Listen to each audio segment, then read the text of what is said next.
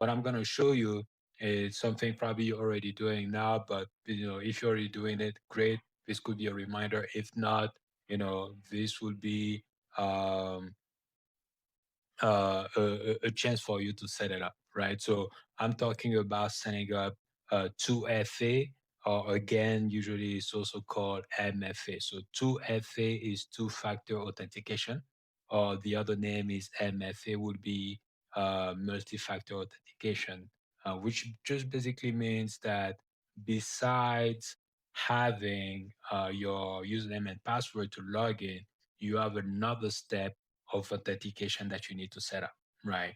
And usually the other step that you need to set up, they're gonna ask you to set it up either with SMS or with an authenticator application, right?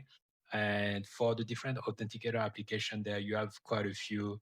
Over here, I just have a couple examples. You have like Authy, you have like 2FS, too fast over here, too fast, 2FS. It depends on how you want to pronounce it. And you have a couple more. What I'm gonna be using over here, I'm going to be use Proton Pass. So you have some of the password managers. So example is going to be one password or even Bitwarden.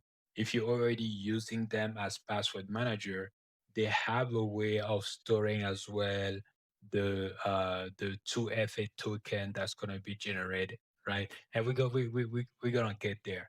But basically to come back to, the setup over here is when you need to set up a two-factor authentication, you can either do it by an SMS or by an authenticator application like the two that I mentioned here. It is best to do it with an authenticator application.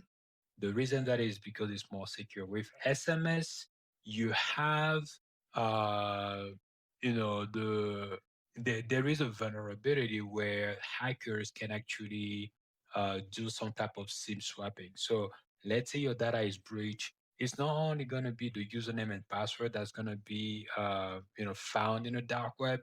It's basically a lot of your other information, birth date, where you work, and some other sensitive data. With that, they can basically call your phone provider and identify as you, right? And with that information, they can say that they've lost the phone, they have a new phone number, and do a phone number port, or again, it is called SIM swapping.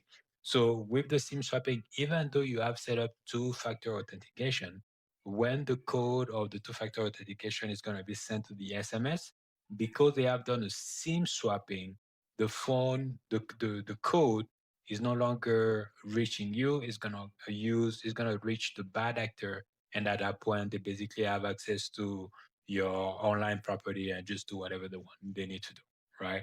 So that's why it is recommended to have, an authenticator application is better. Um, so yeah.